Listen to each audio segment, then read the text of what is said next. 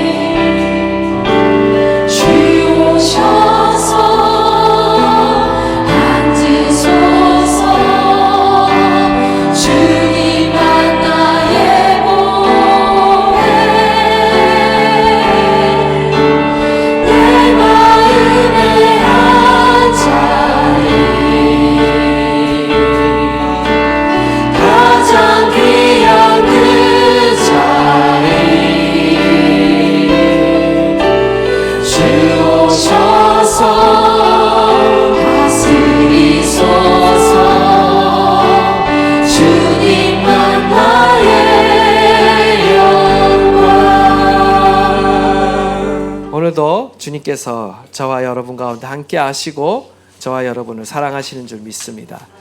오늘 우리에게 주시는 하나님의 말씀은 사무엘하 6장 1절로 23절입니다.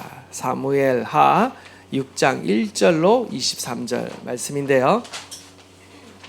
우리 한 절씩 교독하도록 하겠습니다.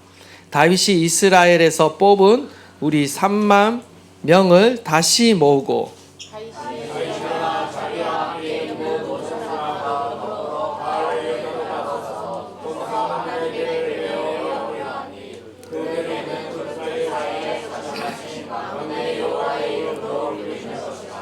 그들이 하나님의 궤를 새 수레에 싣고 산에 있는 아비나답의 집에서 나오는데 아비나답의 아들 우사와 아요가 그 새 수레를 모니라.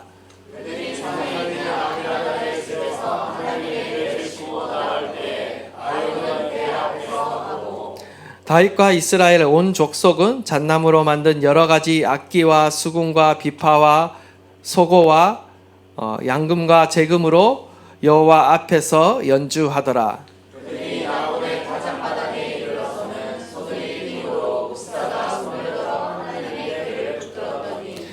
여호와 하나님이 우사가 잘못함으로 말미암아 진노하사 그를 그곳에서 치시니 그가 거기 하나님이 궤 곁에서 죽으니라.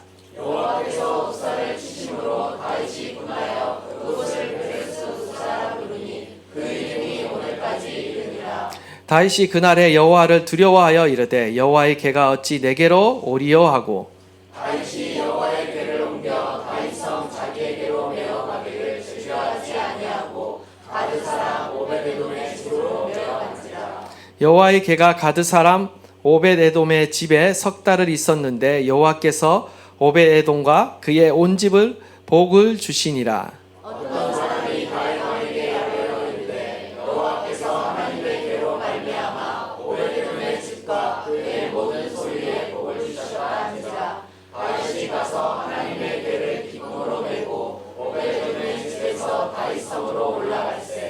여호와의 궤를 맨 사람들이 6걸음을 가매 다윗이 소와 살진 송아지를 제사를 드리고 다윗이 여호와 앞에서 힘을 다하여 춤을 추는데 그때 다윗이 배에 옷을 입었더라. 다윗과 온 이스라엘 족속이 즐거이 환호하며 나팔을 불고 여호와의 궤를 메어 오니라. 여호와의 궤가 다윗성으로 들어올 때에 사울의 딸 미갈이 창으로 내다보다가 다윗 왕이 여호와 앞에서 뛰놀며 춤추는 것을 보고 심중에 그를 업신여기니라. 여호와의 궤를 메고 들어가서 다윗이 그것을 위하여 친 장막 가운데 그 준비한 자리에 그것을 두매 다윗이 번제와 화목제를 여호와 앞에 드리니라.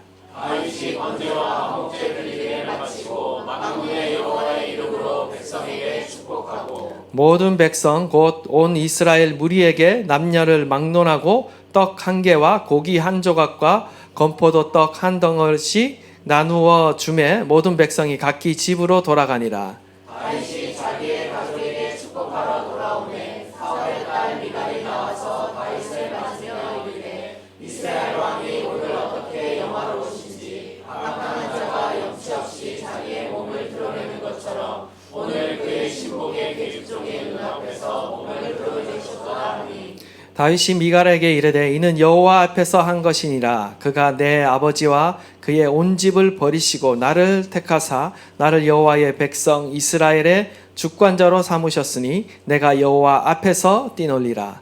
내가 이보다 더 낮아져서 스스로 천하게 보일지라도 내가 나라와 계집종에게는 내가 높임을 받으리라 한지라. 다 함께 읽겠습니다. 그러므로 사울의 딸 미갈이 죽는 날까지 그에게 자식이 없으니라. 아멘. 예, 이번 주는 우리가 사무엘하를 이렇게 통독하게 됩니다. 사무엘하 1장에서 5장까지의 내용을 보면요, 사울 왕이 죽은 이후에 사건이 계속 진행되고 있는데요. 바로 사울 왕이 죽은 후에 다윗이 통일 이스라엘의 왕으로 즉위하는 과정을 그리고 있습니다. 특별히 5장에서 다윗이 예루살렘을 정복하고 이 예루살렘 성을 이스라엘의 수도로 삼습니다. 그리고 이 연이어서 어떤 사건이 전개되냐면요. 르바임 골짜기에서 블레셋과의 전쟁이 벌어지는데 두 차례 벌어집니다. 그리고 이 두 차례 전쟁을요, 다 이렇게 승리하게 됩니다. 하나님께 묻고 또 하나님께 말씀을 받아서 순종함으로 나가서 전쟁을 치렀을 때 이 두 전쟁 가운데 다윗이 승리하게 되는 거죠. 그래서 다윗은요, 정치적으로나 군사적으로 이제 안정적인 어떤 기반을 갖추기 시작합니다. 그리고 오늘 본문 6장에 와서는 하나님의 언약궤를 예루살렘으로 이렇게 옮겨오고자 합니다. 다윗이 언약궤를 예루살렘으로 옮겨오고자 하는 이유는 다윗은 지금 이스라엘의 통일을 이루었다라고 말하지만 내부적으로는 아직 남과 북이 여전히 하나 되지 못하고 있다라는 거예요. 그러기에 그것을 무엇으로 극복하려고 하는가? 바로 여호와의 신앙으로, 믿음으로 극복하고자 한다라는 것입니다. 동시에 이 사사기 시대를 배경으로 하고 있잖아요. 사사기 시대가 어떻습니까? 종교적으로 굉장한 타락한 시대죠. 백성들이 이 종교적으로 영적으로 혼란했던 이 시기를 바로 하나님, 여호와 하나님을 믿는 그 신앙 가운데 다시 정렬하고 다시 그 신앙을 회복시키고자 하는 것입니다. 나아가서 이 여호와의 신앙을 더불어서 이 다윗 왕국을 하나님의 말씀으로 다스리는 신본주의 국가로 지금 다윗이 건설하려고 한다라는 거죠. 이러한 배경을 가지고 오늘 이 다윗이 하나님의 언약궤를 예루살렘으로 가져오는 것이 어떤 의미를 가지는가, 우리가 오늘 본문 말씀을 통해서 영적인 교훈을 찾아보고자 합니다. 먼저 1절과 2절을 다시 보시면 지금 하나님의 언약궤를 찾고자 하는 다윗의 열정을 볼 수 있습니다. 1, 2절 말씀을 보시면 다윗이 언약궤를 이렇게 예루살렘으로 운반하려는 계획을 갖고 있습니다. 다윗은 무려 3만 명을 선발해서 그들과 함께 지금 언약궤가 보관되어 있는 바알레 유다라는 곳으로 지금 가고 있습니다. 여기서 3만 명이라고 번역했지만 원문을 보면 1000명으로 이루어진 부대를 의미합니다. 한마디로 1000명으로 이루어진 부대 30개의 부대를 모았다라는 거예요. 그래서 3만이라는 거예요. 그냥 3만 명 각자 한 사람들을 다 불러 선발한 것이 아니라 1000명으로 이루어진 그 부대를 30개의 부대를 모았다라는 것입니다. 그리고 여기에 군인만 포함된 것이 아니라 역대상 말씀을 보시면 평행 본문이 나오는데 거기에 보면 제사장과 레위인들과 이스라엘 온 회중들이 지금 다 포함되어 있어요. 지금 이 어마어마한 숫자들이요, 다시 모여서 그 언약궤를 찾으러 가고 있습니다. 근데 여기에 3만 명을 다시 모았다라고 얘기하고 있어요. 다시 모았다라는 것은 5장에서 블레셋과의 전쟁을 치렀던 사람들을 지금 다시 모은 것입니다. 그러면 왜 이 블레셋 전쟁을 치렀던 그 경험을 가지고 있는 자들을 다시 모았는가? 그 이유는 무엇인가? 아마도 이 바알레 유다라는 그 지역이요, 블레셋 땅과 굉장히 인접한 지역이었어요. 그렇기 때문에 이 언약궤를 운반하는 그 과정 가운데 발생할지도 모르는 그 군사적인 충돌을 예방하고 대비하기 위해서 지금 전쟁의 경험이 있는 자들을 다시 소집해서 모아서 그 언약궤를 찾아오려고 지금 가고 있다라는 거예요. 지금 철저한 대비를 하고 있는 것을 보게 되죠. 그런데 2절을 보면 다윗이 일어나 자기와 함께 있는 모든 사람과 더불어 바알레 유다로 갔다라고 말하는데, 이 원문을 보면 그리고 다윗은 일어섰다, 그리고 그는 갔다라고 말하면서 다윗이 지체하지 않고 행동을 계속해서 하고 있다라는 것을 뉘앙스를 보여주고 있어요. 이것은 무엇을 말하느냐? 다윗이 지금 언약궤를 다시 찾아오려고, 다윗성으로 그 언약궤를 다시 찾아오려고 쉬지 않고 지금 노력하고 있는 거예요. 계속해서 그 하나님의 언약궤를 찾으려는 그 열정과 노력이 이 단어 안에 숨겨져 있다라는 것입니다. 그런데 이러한 다윗의 열정, 우리는 이 열정을요, 다윗의 모든 이야기 속에서 보게 됩니다. 특별히 시편의 말씀이나 여러분이 계속해서 어떤 다윗의 이야기, 특별히 또 역대 하에서 다윗이 성전을 짓고 하나님의 임재를 모시고자 하는 그 열정을 보면요, 정말 남다른 열정을 갖고 있어요. 하나님을 정말 사랑하고 사모하고 또한 그 하나님을 추구하고 있다는 것을 보게 됩니다. 하나님의 임재를 찾고 있어요. 우리가 다른 것은 몰라도요, 다윗에게서 본받아야 될 가장 중요한 영성은 뭐냐? 바로 하나님을 찾는 열정입니다. 하나님 자신, 하나님의 그 얼굴을 구하는 그 하나님을 향한 열정을요, 우리는 본받아야 되는 거예요. 왕이라고 해서 다르지 않아요. 다윗이 하나님 앞에 쓰임을 받고 그 나라가 이스라엘 역사 가운데 가장 강대한 나라가 될 수 있었던 것은 그가 다른 그 무엇보다 무엇을 찾았는가? 하나님의 임재를 찾았다. 하나님의 얼굴을 구했다라는 것입니다. 여러분의 삶 안에 하나님을 찾는 그런 열정이 있기를 간절히 바랍니다. 여러분은 무엇을 사모하며 살아가고 있습니까? 정말 하나님을 사모하는 그 마음이 지금 내 안에 있는가? 아니면 내가 지금 그 열정과 주님을 사모하던 그 마음이 식었는가? 한번 돌아보시기를 바랍니다. 원하기는 우리의 마음 안에 다윗과 같은 하나님을 알고자, 하나님을 만나고자, 하나님을 찾고자 하는 그 열망이 있기를 바랍니다. 그 열망이 있어야 우리는 주님을 만날 수 있어요. 성경 가운데 하나님을 만나려면요, 전심으로 찾아야 돼요. 성경 가운데 온 몸과 온 뜻과 온 힘을 다해 주님을 사랑하고 찾을 때 주님은 만나주신다라고 약속해주고 있는 것입니다. 지금 다윗은 전심을 다해, 온 마음을 다해, 온 정성과 힘과 사랑을 다해 주님을 찾고 있습니다. 우리의 삶 안에 정말 하나님을 찾는, 하나님의 얼굴을 구하는 그러한 열망과 열심이 있어지기를 간절히 축원합니다. 이 열심이 있을 때에 다윗이 될 수 있었고요, 하나님께서 그를 통해 하나님의 나라를 세워가시는 것을 보게 되는 거죠. 그런데 오늘 말씀을 보면요, 이러한 다윗의 이러한 열정에도 불구하고 언약궤를 가져오려는 첫 번째 시도가 실패를 하게 됩니다. 우리 3절에서 5절 말씀인데요, 우리 한번 다 함께 읽도록 하겠습니다. 시작.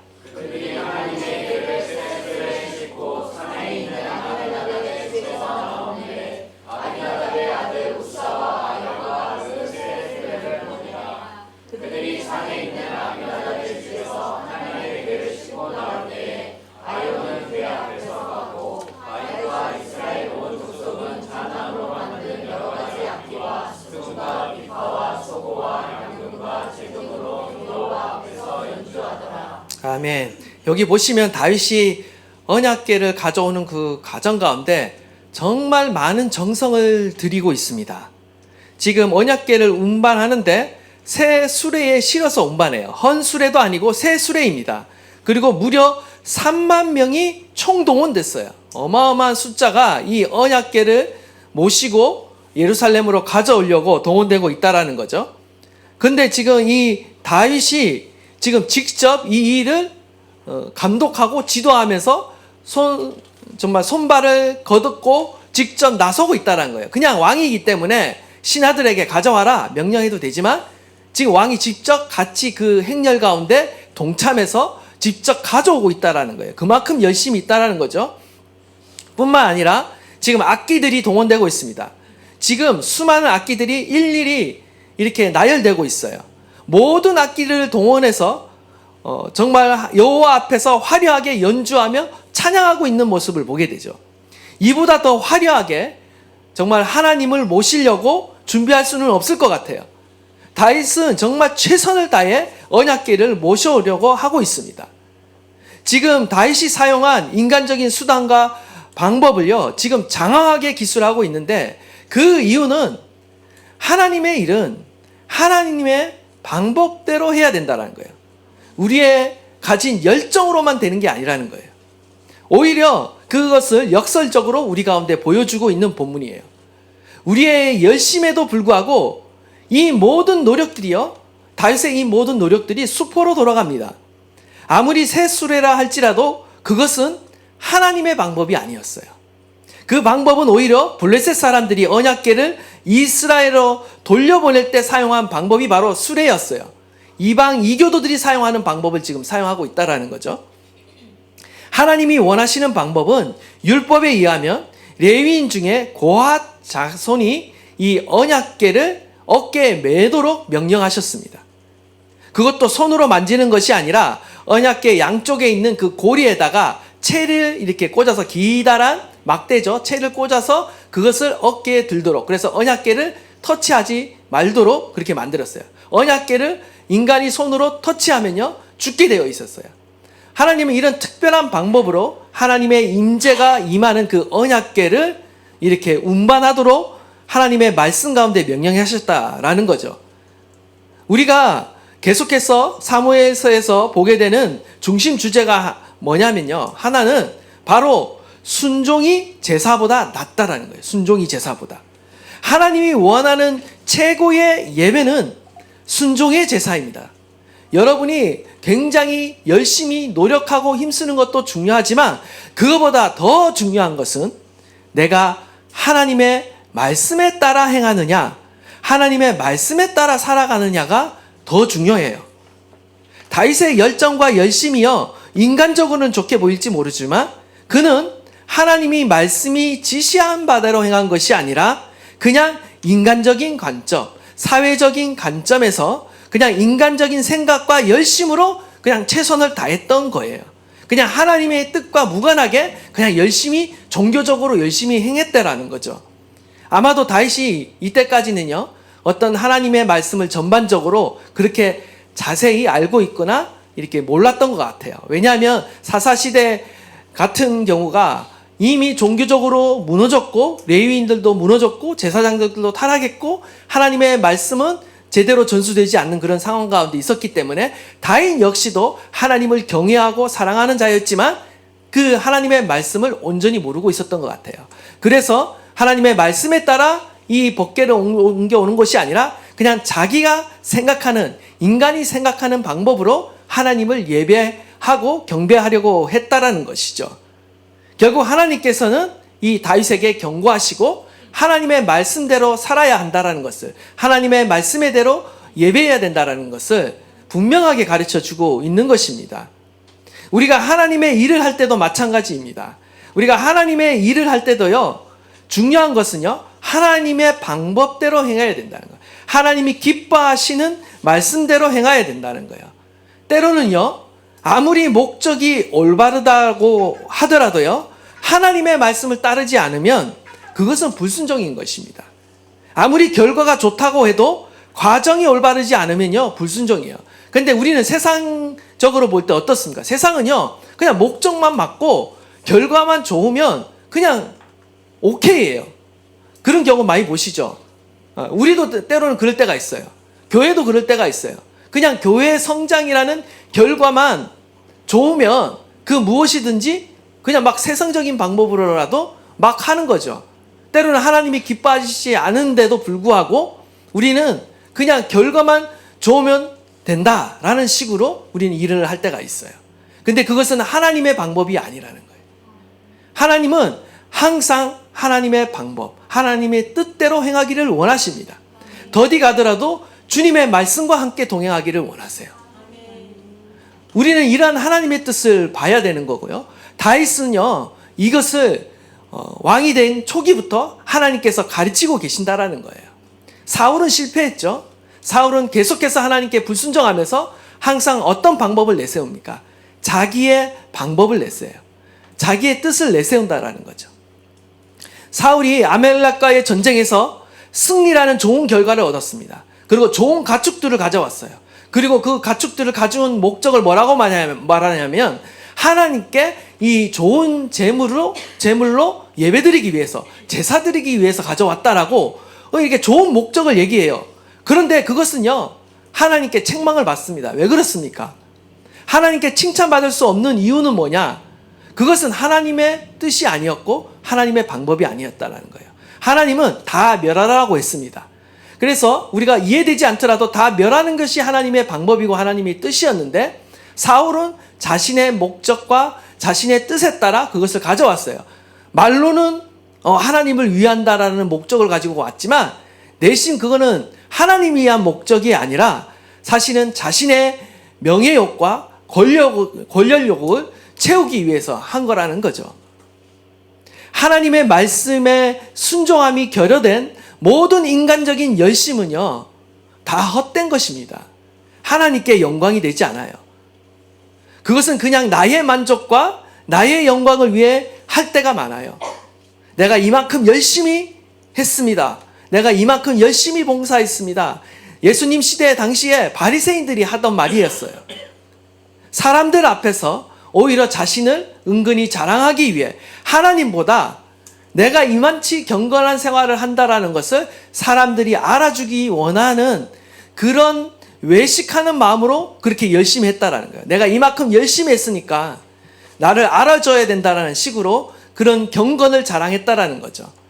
다른 사람보다 나는 더 열심히 금식하고 다른 사람보다 더 열심히 구제하고 나는 다른 사람보다 더 기도를 많이 합니다라고 그들은 자랑했다라는 거죠.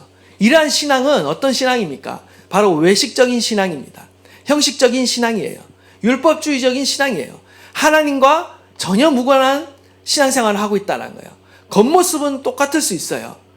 우리는 이런 사람은 신앙이 좋다라고 말할 수 있지만 하나님은 중심을 보셔요. 정말 어떠한 동기를 가지고 정말 나를 향한 그 사랑을 가지고 또한 나의 그 삶을 통해 하나님께 순종하는 그런 태도와 자세를 가지고 하고 있는지 아니면 그냥 형식적으로만 그것을 하고 있는지 하나님은 너무나 잘 알고 있다라는 거죠. 예수님도 말씀하셨어요. 주의 전을 사모하는 열심이 나를 삼키리라. 신앙의 본질은 빠지고요. 어떤 형식만 우리가 남아있을 때 그것은 하나님을 향한 열심이 때로는 독이 될 수 있다는 것을 우리에게 경고하고 있는 것입니다. 인간적인 노력과 열심만 남은 그 율법적인 신앙은요, 오히려 위험하다는 것을 우리에게 경고하고 있는 것이죠. 하나님은 때로 우리가 이해하지 못하는 방법으로 일하실 때가 있습니다. 그것을 요구하실 때가 있어요. 그럴 때 우리는 내가 가진 주장, 내가 가진 방법, 내가 가진 생각과 뜻을 내려놓을 줄 아는 그 지혜가 있어야 하는 것입니다.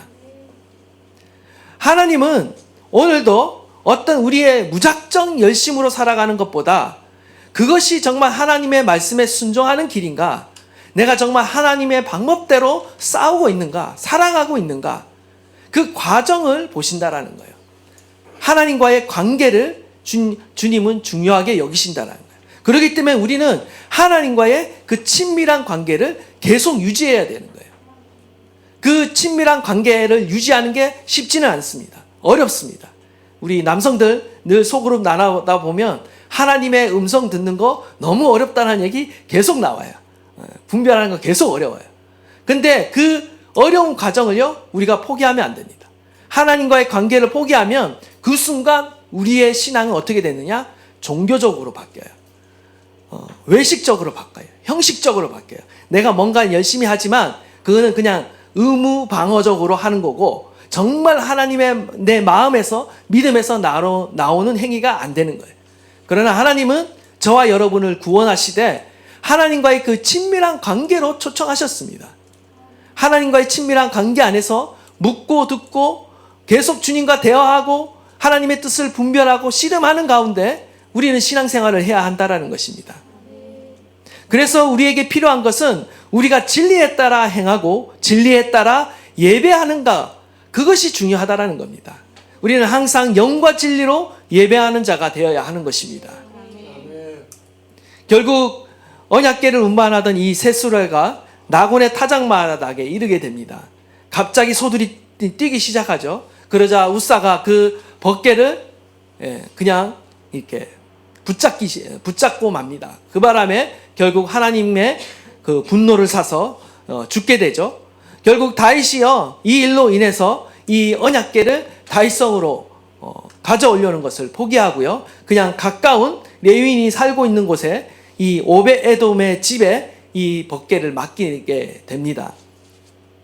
계속해서 이제 12절에서 15절 말씀인데 그 다음 단계로 이제 다윗이 넘어가고 있는데요. 우리 12절에서 15절 말씀 우리 한번 다 함께 또 봉독하도록 하겠습니다. 시작.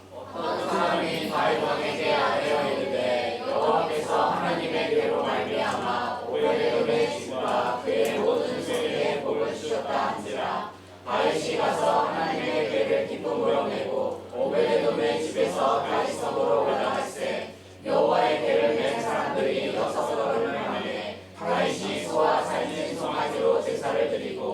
다윗이 여호와 앞에서 힘을 다하여 춤을 추는데 그때 다윗이 배 에봇을 입었더라. 다윗과 온 이스라엘 족속이 즐거이 환호하며 나팔을 불고 여호와의 궤를 메어 오니라. 아멘. 시간이 지났습니다. 그리고 이 언약궤가 머물고 있는 이 오벳 에돔과 그의 집이요, 하나님께서 축복하기 시작하는 거예요. 그 언약궤를 모시고 있는 그 집이 하나님의 복을 받기 시작합니다. 하나님이 축복하기 시작하셨다라는 이 소문을 다시 듣게 되자 다윗이 다시 마음 가운데 용기를 내서 그 언약궤를 다시 운반해 오고자 합니다. 이번에는요, 과거의 그 실패를 통해서요, 철저하게 다윗이 준비합니다. 하나님의 말씀을 더 철저하게 보고 이 언약궤를 어떻게 옮겨와야 하는지를 연구하고 하나님의 말씀을 묵상했던 것 같아요. 그래서 이번에는 하나님의 말씀에 따라 이 언약궤를 어깨에 메고 운반해 옵니다. 먼저는요, 레위인들이 6걸음을 먼저 이렇게 걸어가요. 그리고 별 이상이 없다라는 것을 확인하고는 하나님께서 이 언약궤를 운반하도록 허락하셨구나 라고 확인을 하고 나서는요, 이제 하나님께 감사의 제사를 드립니다. 그리고 나서 다윗이 기뻐하면서 여호와 앞에서 힘을 다해 춤을 추는데, 재밌는 것은 다윗이 입고 있는 옷을 기록하고 있습니다. 왕복을 벗고 에봇을 입었다라고 이렇게 말하고 있어요. 여기서 다윗이 왕복을 벗고 배 에봇을 입었는데요, 이것은 너무나 중요한 것입니다. 왜냐하면 이 배 에봇은요, 보통 제사장들이 입는 옷이에요. 지금 다윗은 왕인데 왕으로서의 옷은 벗고 마치 제사장들이 입는 옷을 입고는 지금 그 언약궤를 섬기는 자리로 자기가 내려가고 있는 거예요.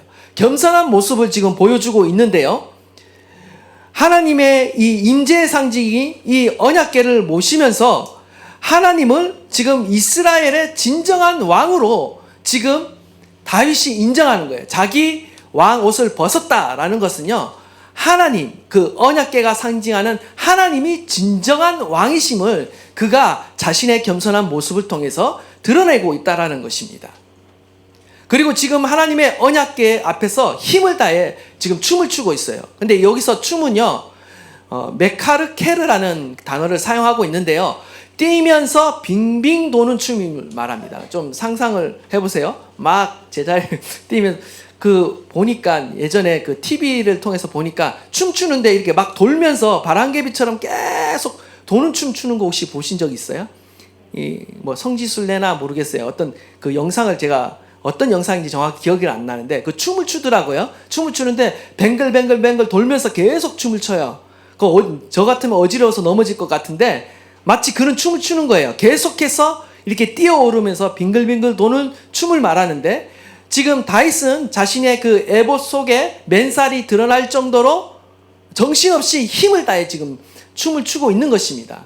이것을 본 사울의 딸 미갈이 어떻게 말합니까? 다윗을 업신 여기면서 비난을 하죠. 왕의 채통을 지키지 못하고 궁녀와 신하들이 이렇게 많은데 그 앞에서 맨살 드러내면서 지금 막 그것도 의식하지 않고 막 춤을 췄다라는 것은요, 진짜 다윗이 미친 듯이 춤을 춘 거예요.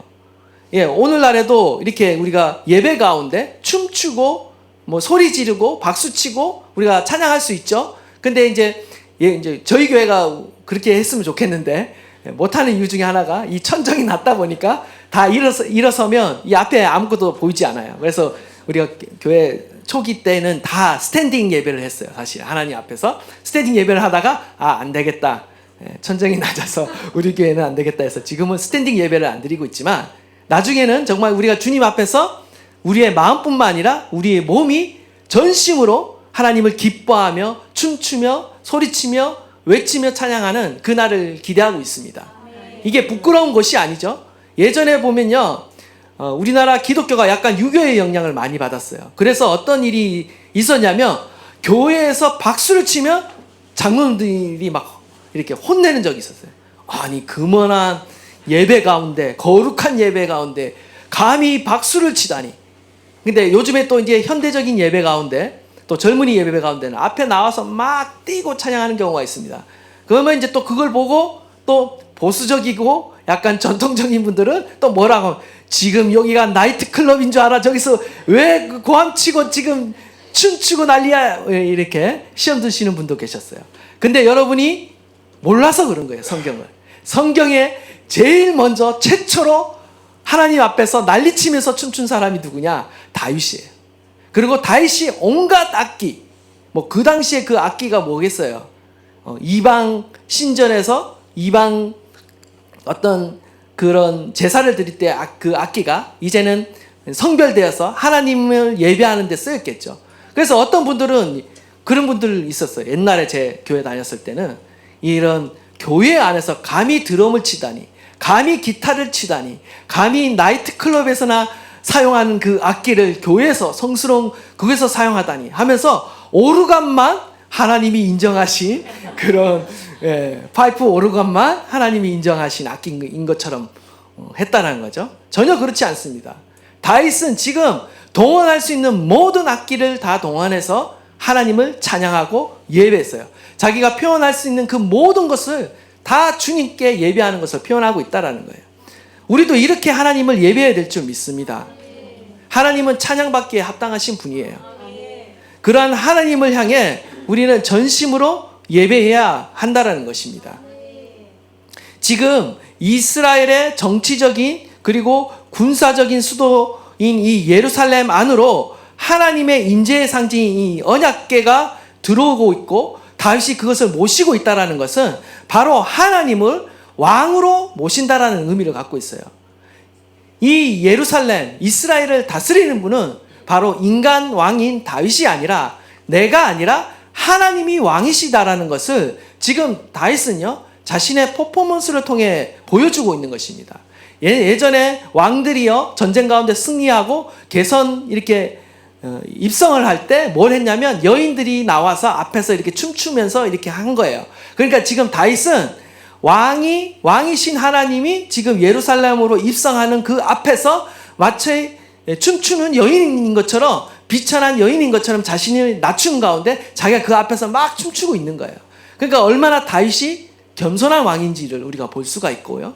하나님을 얼마나 왕으로 인정하고 모셔드리고 있는가를 우리는 보게 되는 것입니다. 이러한 것은요 21절에도 그 내용이 나옵니다. 다윗이 미갈에게 이르되 이는 여호와 앞에서 한 것이니라. 그가 내 아버지와 그의 온 집을 버리시고 나를 택하사 나를 여호와의 백성 이스라엘의 주권자를 삼으셨으니 내가 여호와 앞에서 뛰놀리라. 지금 하나님께서 사울과 그 온 집을 다 버리고 다윗을 택했다고 말하고 있어요. 그러면서 지금 다윗이 뭐라고 말하냐면 여호와의 백성 이스라엘의 주관자로 나를 삼으셨다. 그러니까 나의 백성이 아니에요. 여호와의 백성인 거예요.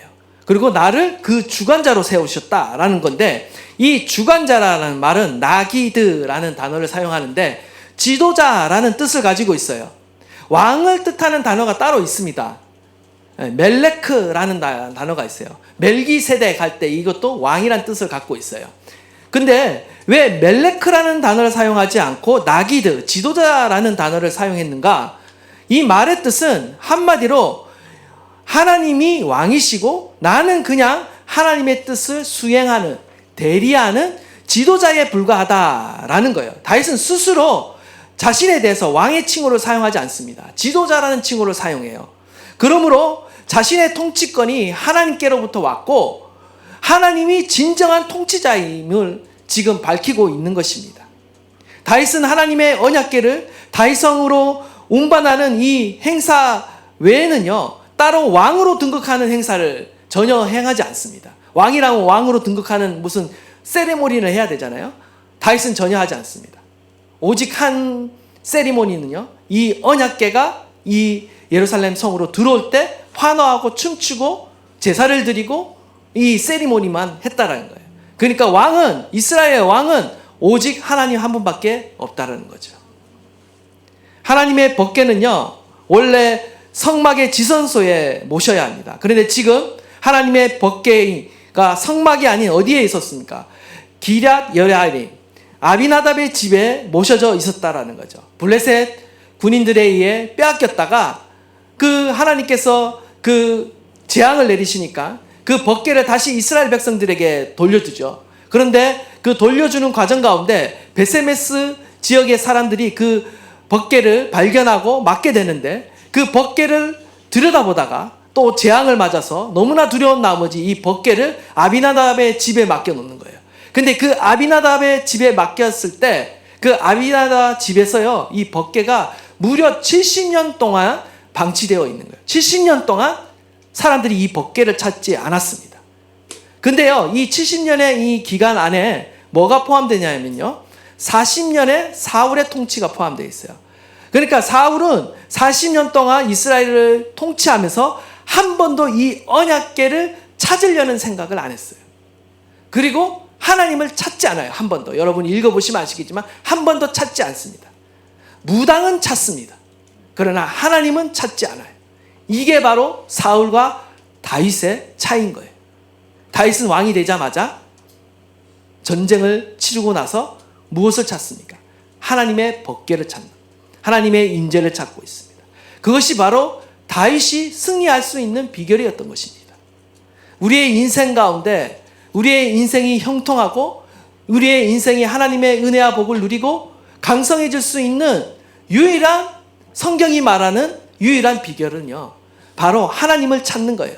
그리고 그 하나님이 우리의 삶 가운데 왕이 되시고 주인이 되셔서 다스릴 때 우리는 승리할 수 있다는 것입니다. 사울은 항상 자신의 어떤 욕심과 명예를 쫓아서 움직였습니다. 하나님의 임재나 하나님의 왕권에는 전혀 관심이 없던 사람이 있어요. 그러나 다윗은 하나님의 임재를 늘 찾습니다. 하나님의 임재를 늘 갈망합니다. 그리고 하나님께 늘 묻습니다. 그리고 하나님의 뜻을 묻고 하나님의 방법을 찾고 그리고 하나님이 왕이시라는 것을 늘 묻고 듣고 순종하는 삶을 통해서 드러냈어요. 이것이 다윗이 우리에게 가르쳐주고 있는 교훈인 거예요.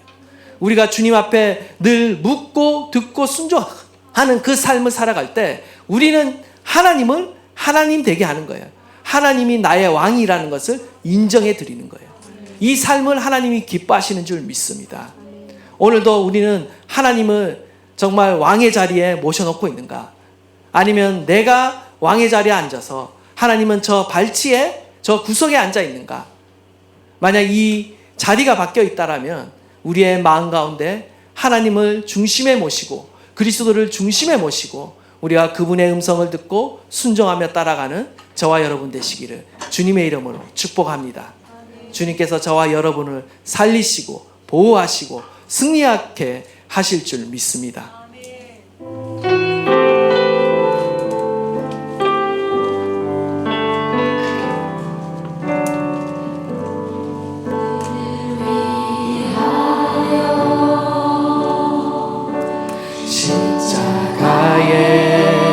못 박혀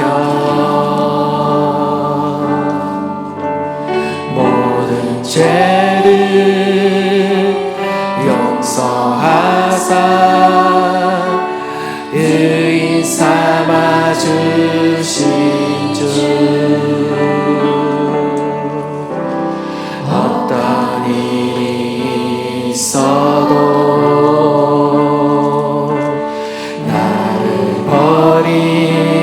버리지 않고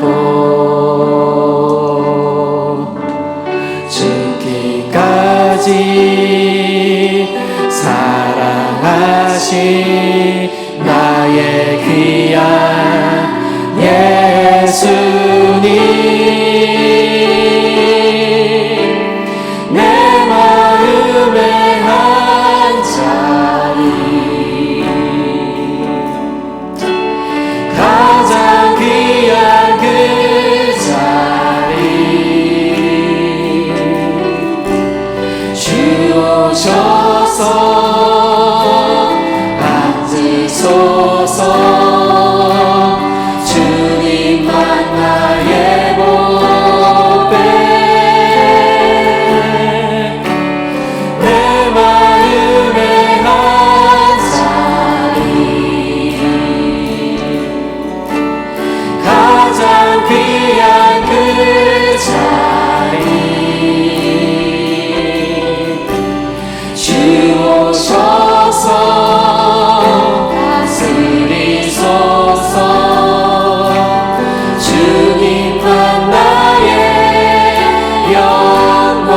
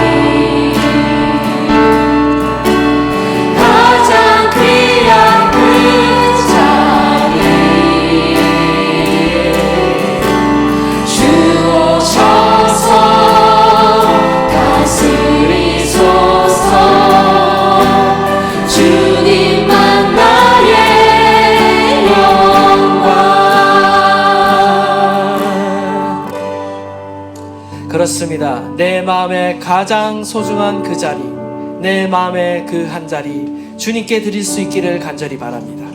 우리의 마음을 빼앗기지 말아야 됩니다. 우리의 마음을 세상에 빼앗기지 말아야 됩니다. 우리의 마음을 욕심 가운데 빼앗기지 말아야 됩니다. 다윗처럼 하나님을 향한 그 열정, 하나님을 향한 그 사모함, 주님을 부지런히 힘을 다해, 마음을 다해, 뜻을 다해 주님을 찾아야 합니다. 우리의 삶에 하나님의 임재를 잃어버렸다면 이 시간 주님께 구합시다. 하나님, 주님의 그 임재를 회복시켜 주시옵소서. 내 삶에 하나님의 임재를 회복시켜 주시옵소서. 주님이 자장하여 주셔서 주님이 다스려 주십시오. 이 세상 그 무엇과도 비교할 수 없는 그 주님을 바꾸지 않겠습니다. 주님을 내 마음 가운데 영접합니다. 주님을 나의 주님으로, 나의 구원자로, 나의 왕으로 영접합니다. 내 마음 가운데 자장하여 나를 다스려 주십시오. 우리 다 함께 주여 부르짖고 동성으로 기도하도록 하겠습니다. 주여, 예, 주님, 그렇습니다. 주님만이 나의 왕이십니다. 주님 오셔서 나의 마음을 다스려 주십시오. 내 가운데 자장하여 주셔서 하나님 나를 다스려 주십시오. 세상의 그 어떤 것도 바꿀 수 없습니다. 그 무엇보다 소중한 그 주님을 우리의 마음 가운데, 우리의 중심 가운데 모셔드리게 하여 주십시오. 다윗이 이스라엘의 가장 위대한 임금이 될 수 있었던 것은 그가 무엇보다도 하나님을 경외하며 주님을 그 중심 가운데, 그 나라의 중심 가운데 왕으로 하나님 모셔드렸기 때문인 줄 믿습니다. 오늘도 주님을 초청하고 환영합니다. 주님을 내 삶에, 주님을 내 가정 가운데, 주님을 내 하나님이 교회 가운데, 우리의 인생 가운데 하나님 온전히 주인으로, 왕으로 자정하셔서 다스려 주시기를 원합니다. 세상의 어떤 것을 구하는 자들이 아니라 살아계신 그 주님과 함께 날마다 교제하며 나아가는 저희들이 되게 하여 주시옵소서. 오늘도 내 중심 안에 주님을 모셔드립니다. 하나님 외에 그 어떤 것도 바꾸지 않으리라. 하나님, 그 어떤 것도 주님과 비교할 수 없음을 기억하게 하여 주시고, 오늘도 우리의 삶을 인도하시며 보호하시는 그 주님 앞에, 주 앞에 나갑니다. 주님을 간절히 더 찾게 하소서. 주의 얼굴을 구하게 하소서. 주님의 얼굴을 구하는 하나님의 백성들 되게 하여 주십시오. 주님을 기뻐하게 하십시오. 주님을 찬양하게 하여 주십시오. 주님을 더욱더 하나님 즐거워하게 하여 주십시오. 날마다 주의 말씀을 즐거워하여 주야로 묵상하며 그 말씀을 순종하며 그 말씀의 뜻과 그 말씀의 본질을 따라가는 하나님의 백성들 되도록